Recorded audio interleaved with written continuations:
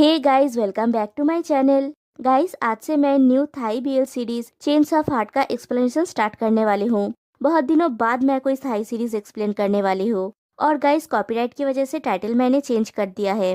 तो चलिए ज्यादा बकबक ना करते हुए वीडियो को स्टार्ट करते हैं। एपिसोड 1 के शुरुआत में दो लड़कों को जंगल में भागते हुए दिखाया जाता है, जिनमें से एक का नाम होता है केन और दूसरे का डेन। कुछ गुंडे उनका पीछा कर रहे हैं और एक पर्सन को हाथ में गन लेके दिखाया जाता है, लेकिन उसका फेस नहीं दिखाया जाता। केन के एक हाथ में गोली लगी हुई होती है। केन और डेन भागते भागते डेड एंड में पहुंच जाते हैं। सामने बहुत बड़ा खाई होता है और पीछे वो गुंडे। वो और भाग नहीं सकते। एक गुंडा कहता है, भागो, तुम रुक क्यों गए, तुम भाग क्यों नहीं रहे हो। फिर पूछता है, मेरी चीज कहाँ है। वो दोनों कोई जवाब नहीं देते और डिन उनके हाथ से गन छीनने जाता है, तो वो पर्सन उसे मार के गिरा देता है और केन के सर पे गन पॉइंट करता है। डिन उसे बचाते हुए कहता है, उसे कुछ मत करो, मैं तुमसे भीख मांग रहा हूँ, और केन को अपने पीछे सेव कर लेता है। वो गुंडा फिर से पूछता है, मेरी चीज कहाँ है, और डिन के सीने में शूट कर देता है। केन और डिन दोनों ही साथ में खाई में गिर जाते हैं और वो गुंडा किसी की तरफ देखता है और सीन यहीं पे कट हो जाती है। इसके बाद 2 साल बीत जाते हैं। केन को रनिंग करते हुए, शूटिंग प्रैक्टिस करते हुए, जिम में एक्सरसाइज करते हुए और शूटिंग बैग के साथ बॉक्सिंग प्रैक्टिस करते हुए दिखाया जाता है, जैसे वो कोई युद्ध के लिए खुद को तैयार कर रहा है, खुद को स्ट्रांग बना रहा है। फिर बात लेने के बाद जब वो कपड़े पहन रहा होता है, पीछे से कोई आके उसके कंधे पे हाथ रखता है, तो केन उसका हाथ मोड़ के उसे गिरा देता है। वो लड़का कहता है, ये मैं हूँ डीडी, तो केन उसे छोड़ देता है और सॉरी कहता है। डीडी खांसने लगता है। फिर कहता है, जब हम पहली बार मिले थे तब अगर तुमने नहीं कहा होता कि तुम जोचिया रेस्टोरेंट में शेफ हो, तो मैंने सोचा था कि तुम 14 के गैंग का एक मेंबर हो। करुण माफिया गैंग डेफिनेटली एक लेजेंडरी माफिया गैंग है और तुम्हारा नाम भी तो केन है, जो के से शुरू होता है। तुम फाइट की प्रैक्टिस क्यों करते हो, तुम किससे फाइट करने वाले हो। केन गुस्सा होकर उसकी तरफ देखता है तो डीडी कहता है, मैं तो बस मजाक कर रहा था, तुम्हें इतना गुस्सा होने की जरूरत नहीं है, काम डाउन। केन कहता है, दुनिया उतनी खूबसूरत नहीं है जितना तुम समझते हो, और वहाँ से चला जाता है। डीडी को केन की बातें समझ नहीं आता, फिर वो भी उसके साथ जाता है। फिर दोनों रास्ते से जा रहे होते हैं। वो देखते हैं कुछ गुंडे 2 लड़कों को मार रहे होते हैं। डीडी उन लड़कों को बचाने के लिए आगे बढ़ता है तो केन उसे रोकता है और कहता है, उनसे मत उलझो। डीडी कहता है, क्यों, हमें उनकी मदद करनी चाहिए। केन कहता है, तुम्हें दिखाई नहीं देता, उनके पास गन्स है। डीडी कहता है, नहीं दिखाई नहीं देता, और वो उन गुंडों से जाके लड़ाई शुरू कर देता है। केन को ना चाहते हुए भी जाना पड़ता है। वो दोनों उन गुंडों से लड़ने लगते हैं और वो 2 लड़के जो मार खा रहे थे उन्हें भाग जाने के लिए कहते हैं। वो लड़के भाग जाते हैं। इधर मारपीट करते करते एक गुंडा गन निकाल लेता है और केन को पॉइंट करता है। तभी कहीं से एक अननोन पर्सन आके उस गुंडे के हाथ में किक करता है और गन गिर जाता है। और तभी केन और वो अननोन लड़का एक दूसरे को देखते हैं और फिर दोनों मिलके गुंडों को मारने लगते हैं। फिर केन देखता है उस अननोन लड़के के एक हाथ में ग्लव्स पहना हुआ है। तभी वहाँ पे कुछ और लोग आते हैं। एक ओल्ड पर्सन कहते हैं, तुम लोग क्या कर रहे हो। केन उन्हें डैड कह के पुकारता है। केन का डैड पूछते हैं, तुम्हें चोट लगी है क्या। केन कहता है, नहीं, मैं ठीक हूँ, डीडी को चोट लगा है। केन का डैड वहाँ पे खड़े हुए बाकी 2 लोगों से कहता है, पान गन, इसे अंदर ले जाओ। तभी केन उस अननोन लड़के को ढूंढने लगता है, लेकिन वो उसे नहीं मिलता। उसका डैड पूछते हैं, तुम किसे ढूंढ रहे हो। केन कहता है, कोई मुझे हेल्प करने आया था। उसका डैड कहते हैं, मैंने तो किसी को नहीं देखा, चलो अंदर आओ, और वो अंदर चले जाते हैं। केन को कुछ समझ में नहीं आता कि वो कहाँ गया। फिर केन भी अंदर चले जाते हैं। इधर पान और गन डीडी की चोट पे मलहम पट्टी कर रहे होते हैं और केन पास में बैठा हुआ होता है। तभी उसका डैड आके डीडी से पूछते हैं, तुम कैसे हो, क्या तुम डॉक्टर के पास जाना चाहते हो। डीडी कहता है, मैं अब ठीक हूँ, मैं कल डॉक्टर के पास जाऊंगा। केन का डैड कहते हैं, यहाँ पे बहुत सारे गैंगस्टर्स हैं, अगर कुछ हुआ तो पुलिस को कॉल कर दो, उनके साथ मत उलझो। डीडी कहता है, अच्छा हुआ कि केन ने मेरा हेल्प किया, नहीं तो इससे ज्यादा चोट लग जाता। केन गुस्से से कहता है, अगर वो एक बुलेट होता तो तुम अब तक मर चुके होते। अगर रियल लाइफ में तुम गलतियाँ करते हो तो तुम फेल हो जाते हो। अपने फैमिली और उन लोगों के बारे में सोचो जो तुमसे प्यार करते हैं। और वहाँ से चला जाता है। डीडी गन से पूछता है, इसको क्या हुआ। इधर केन वॉशरूम में आके रोने लगता है और उस हादसे को याद करता है जब डीन को शूट किया गया था। केन उस हादसे को याद करके रो रहा होता है। फिर वो वॉशरूम से बाहर आता है और डीन की फोटोज देखने लगता है और बहुत ज्यादा रो रहा होता है और रोते हुए कहता है, तुम मुझे छोड़ के क्यों चले गए? क्या तुम मेरे साथ नहीं रह सकते? तभी कोई डोर नॉक करता है। केन अंदर आने के लिए कहता है। तभी उसके डैड अंदर आते हैं और कहते हैं, अगर डीन तुम्हें ऐसे देखता तो वो दुखी होता। शायद वो इस दुनिया के किसी कोने में छुपा हुआ है जैसे तुम अभी हो, नहीं तो किसी को उसका बॉडी मिलता। केन कहता है, अगर ऐसा होता तो वो जरूर किसी को कांटेक्ट करता। ऑलरेडी 2 साल बीत चुका है। उसका डैड पूछते हैं, तो फिर कब तक तुम इस अंधेरे में रहना चाहते हो? केन रूम से बाहर जाने लगता है तो उसका डैड रास्ता रोक देता है। केन कहता है, जब तक डीन के साथ जिसने ये सब किया उसे उसकी सजा नहीं मिल जाता जो वो डिजर्व करता है, और वहाँ से चला जाता है। उसका डैड कहते हैं, कुछ भी स्टूपिड मत सोचना। फिर रात को कोई चुपके से केन के रूम में आता है, उन फोटोज को देखता है। फिर केन के बेडरूम में जाता है। केन नींद में होता है। वो पर्सन ब्लैंकेट को थोड़ा हटाता है। केन नींद में ही उसकी तरफ मुड़ता है। वो पहले कुछ देर केन को देखता है, फिर उसके लिप्स में किस करता है और चुपके से वहां से चला जाता है। वो जाने के बाद केन का नींद टूट जाता है। वो उठ के बैठता है। फिर वो अपने रूम से निकलता है और नीचे आता है ग्राउंड फ्लोर में, लेकिन कोई उसके पीछे होता है। केन को कुछ फील होता है तो वो पीछे मुड़ के देखता है, लेकिन वहाँ पे कोई नहीं होता। एक्चुअली वो वहीं पे होता है लेकिन छुप गया था। फिर केन ब्रिज के ऊपर आता है और वो पुरानी बातें सोचने लगता है। फ्लैशबैक में दिखाया जाता है, केन एक कैंप के टेंट के सामने बैठा हुआ होता है। डीन आके उसे पानी देता है और कहता है, नेक्स्ट टाइम तुम्हें और भी केयरफुल रहना होगा। तुम इस तरह अकेले फोटो खींचने आते हो, ये डेंजरस है। फिर कहता है, बाय द वे तुम्हारा नाम? केन कहता है, आप मुझे केन बुला सकते हो और मैं अभी वापस नहीं जाना चाहता। यहाँ का वेदर बहुत अच्छा है, मैं कुछ देर और रुकूंगा। फिर दोनों एक दूसरे को देख के मुस्कुराते हैं। फिर केन कहता है, डीन क्या आपने वो चाइनीज कहानी सुना है, एक यंग काउहार्ट और एक वेविंग गर्ल की? वो दोनों एक दूसरे से बहुत प्यार करते थे, लेकिन उस लड़की की मॉम वो नहीं चाहती थी कि वो दोनों साथ में रहे। इसलिए वो रिवर बनाने के लिए एक रेखा खींचने के लिए इस बैरेट का इस्तेमाल करती है, जिसमें दोनों का एक साथ रहने का अधिकार नहीं था। लेकिन उस लड़की के डैड को दुख हुआ। वो चाहते थे कि दोनों फिर से एक हो जाए और हमेशा साथ में रहे। तो उन्होंने एक क्रो को भेजा रिवर के ऊपर एक ब्रिज बनाने के लिए, साल में बस एक बार। डीन कहता है, हर साल 7 जुलाई के डेट में। केन पूछता है, आप भी इसके बारे में जानते हो? डीन कहता है, हाँ, और दोनों एक दूसरे को देखने लगते हैं। फिर दोनों एक दूसरे को किस करने के लिए थोड़ा सा आगे बढ़ते हैं, लेकिन फिर रुक जाते हैं। दोनों ही शर्मा रहे होते हैं। फिर केन जाके कैंप फायर के सामने बैठ के आग सेक रहा होता है। फिर डीन जाके उसके पास बैठता है और अपना स्कार्फ उसे उड़ा के कहता है, अपना ध्यान रखो ताकि तुम बीमार ना पड़ो। और दोनों एक दूसरे को देख रहे होते हैं। कहानी प्रेजेंट में आती है।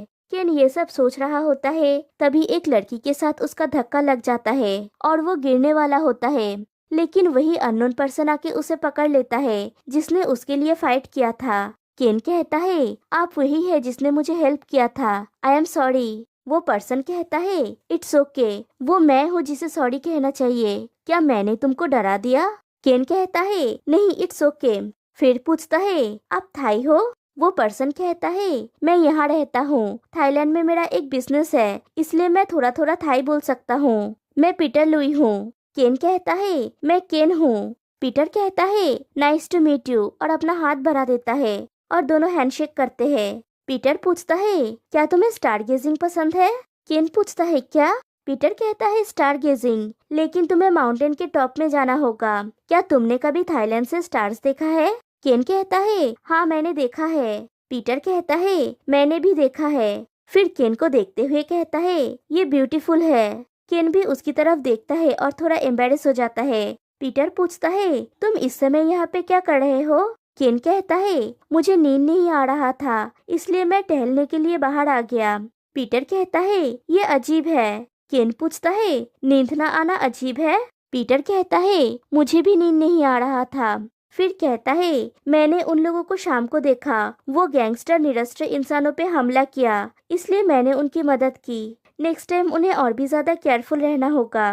केन कहता है, थैंक यू। फिर पीटर वहाँ से चला जाता है। फिर एक लड़की को दिखाया जाता है एक खाई के सामने खड़ी हुई और उसके पीछे कुछ गांव वाले आपस में बात कर रहे होते हैं कि ये किसकी बॉडी है। वो लोग बोल रहे थे कि ये डीन की शर्ट है। क्या ये डीन का शर्ट है? वो गए हुए लगभग 2 साल हो गया है। उन लोगों ने बॉडी को ऐसे पाया। क्या वो लड़की एक डॉक्टर है? फिर जब वो लड़की उन गांव वालों के करीब आती है तब गांव वाले पूछते हैं, डॉक्टर क्या ये डीन का बॉडी है? वो लड़की कोई जवाब नहीं देती। फिर थोड़ा दूर आके किसी को कॉल करके कहती है, मुझे लगता है कि हमें डीन की बॉडी मिल गई है। फिर से 2 लेडी को दिखाया जाता है जिनमें से एक लेडी बहुत ज्यादा रो रही होती है। शायद वो डीन की मॉम है। दूसरी लेडी कहती है, मैंने फ्यूनरल की तैयारी कर ली है, तुम्हें चिंता करने की जरूरत नहीं है, मैं सब तैयारी कर लूंगी। तभी वहाँ पे कुछ लोग आते हैं। एक पर्सन डीन की मॉम से कहता है, ये चीफ है, शायद वो डीन का डैड है। पीछे से एक और लेडी आके डीन की मॉम को कहती है, म्याऊ तुम कैसी हो? इंफा और मैं तुम्हारे लिए वरीड है।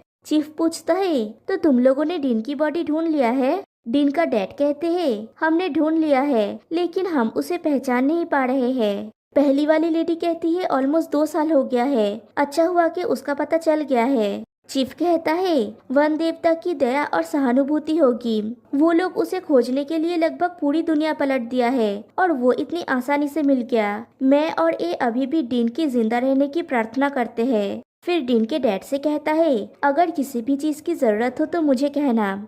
दूसरी तरफ केन, उसका डैड और बाकी स्टाफ्स रेस्टोरेंट में काम करने में बिजी होते हैं। गन आके केन से कहता है, मैं चाहता हूँ कि तुम अपने डैड से मेरे लिए बात करो। केन पूछता है, किस बारे में? गन कहता है, मुझे कुछ दिनों की छुट्टी चाहिए, घर जाना है। केन कोई जवाब नहीं देता तो गन फिर से कहता है, प्लीज बॉस प्लीज। केन कहता है, तुम यहाँ पे कुछ ही समय से हो और तुम घर वापस जाने के बारे में पूछ रहे हो?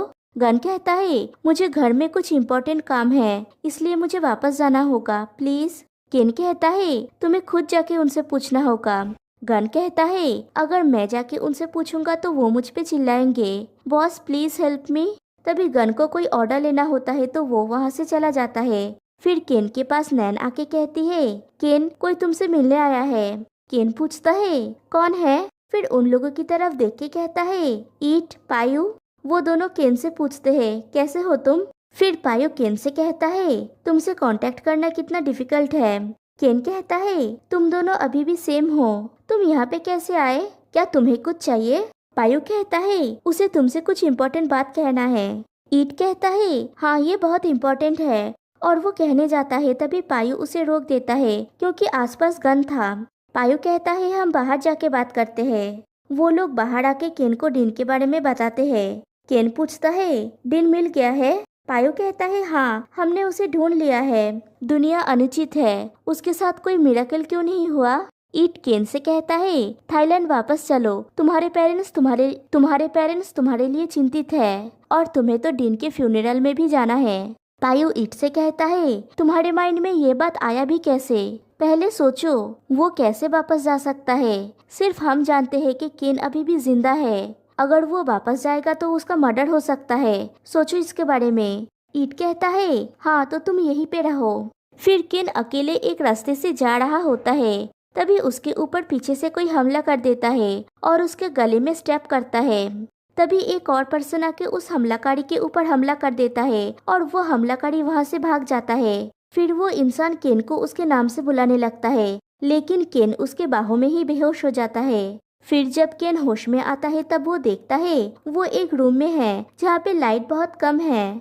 वहाँ पे और एक आदमी होता है जिसे केन नहीं पहचानता।